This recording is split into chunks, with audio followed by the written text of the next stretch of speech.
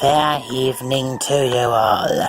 I am Sylvester Clever Carl III, and I'll bring to you a horrifying tale of one man who sought to do the inevitable. This is his records, a tale from ages ago, in his futile attempts to review Metal Gear Survive. Witness what would be a young man's eulogy. Metal Gear Survive isn't happening yet. I'm doing that one later.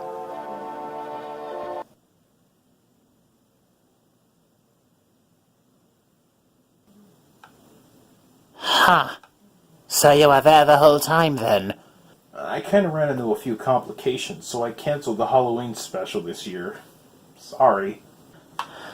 Well, I just wasted the last couple of weeks of my life setting up all of this for nothing, and you're not even reviewing the game. Oh, come on, don't be like that. I know you were really looking forward to it, but I kinda landed a couple of new jobs.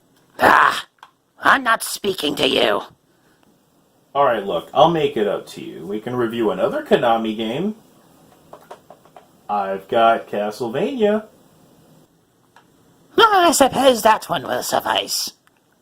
Speaking of which, how long were you sitting in my house?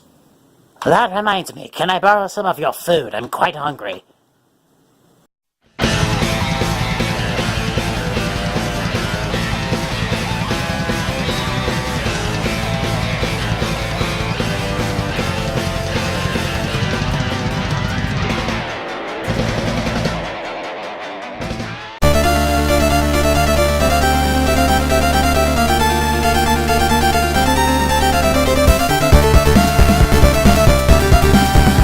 Castlevania Bloodlines is exclusive to the Sega Mega Drive, and it is the last venture into 2D linear style of play for Castlevania, so I'm very fond of this. I've grown a solid respect, and I do enjoy the Igavania style games, but I really like the linear games because there's a special relationship that develops between player and stage, and there's intricate elements to level design that I really love to this day. But that's a different topic for perhaps another day.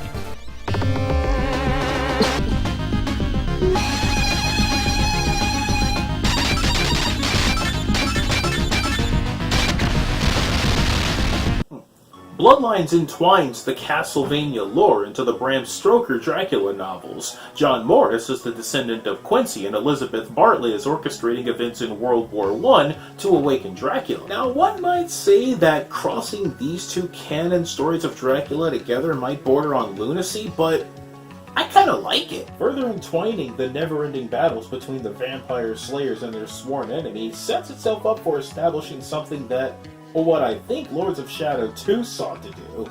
And that's probably continue the journeys until Castlevania would one day be placed in a modern timeline. But not quite what Lords of Shadow did, because that story was stupid.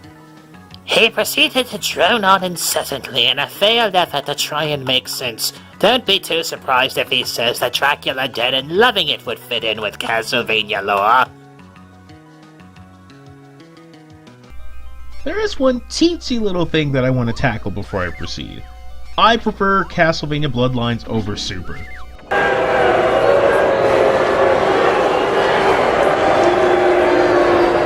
Might not be cool to say.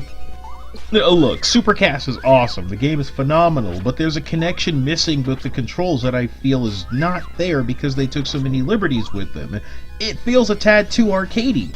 Bloodlines returns to the staunch and perhaps even overly stiff controls that makes you think a little bit more about when to attack, jump, and evade rather than simply your ability to do them. John Morris may not be able to whip diagonally like Simon, but you can while jumping, and is also capable of swinging in all ceilings that aren't obstacles.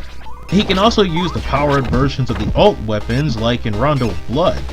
Eric Lecard is incredibly skilled. He can pole vault and find alternate routes, as well as being able to attack in 5 different directions.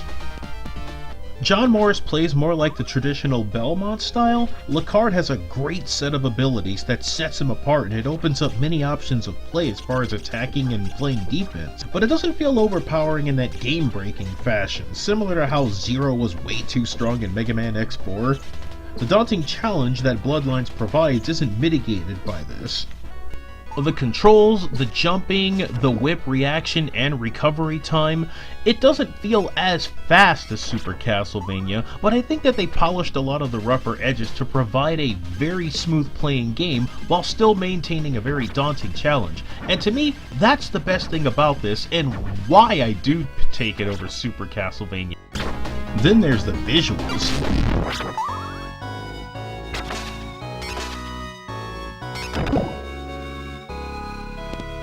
The near perfect mirrored image reflection off the water, I love that.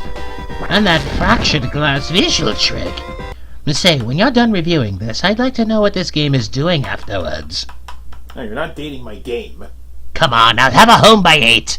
This is a beautiful Castlevania game. There's some great graphics on this, and maybe it's because I'm biased towards Castlevania, but I think it's the best looking game in the series, at least for the 16-bit era. Bloodlines weaves fantastic level design, with each screen providing a different flavor of palettes, hues, and obstacles, with a lot of the traditional level design of previous Castlevanias. Aside from stopping to take in the backgrounds, the hazards are still ever present. Remember those gears from Dracula's Curse? Hey, yeah, those are back! Castlevania is a game where I have to stop and assess the situation before I decide to proceed, but it's kinda hard to do when I'm staring at how gorgeous the game is. When it comes to challenge, Bloodlines is still one hard game despite a lot of the liberties that they've made with the controls. Whether you're playing as John or Eric, be prepared to face a myriad of hazards. In stages that can go for upwards of several screens, it's just a pain to keep your health bar high, especially when there aren't that many replenishing wall chickens in this one, or at least ones that I've found anyway. While you don't face the dangers that's knockback damage that plagued the previous games, your health bar can still deplete rather fast if you're not careful. This often leads to me trying to hone my skills as much as possible, only to let myself down when I finally die in the end. Dying after a stretch like that is about as depressing as witnessing a snowman getting murdered.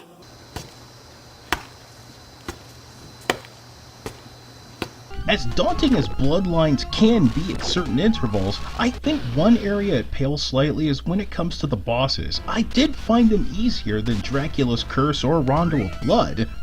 Perhaps the Gear Monster boss fight was the toughest because his smaller weak point and the multiple patterns of attack, but I felt I could wail on most of them and win fairly easy. Even Dracula in the final stage seemed a little bit lenient. Not that that takes anything away from what Bloodlines has to offer. This is still a very complete Castlevania game, and it's too bad that it's been lost in obscurity. I would love if this were available for an online marketplace, because I think it's worth a lot of people playing.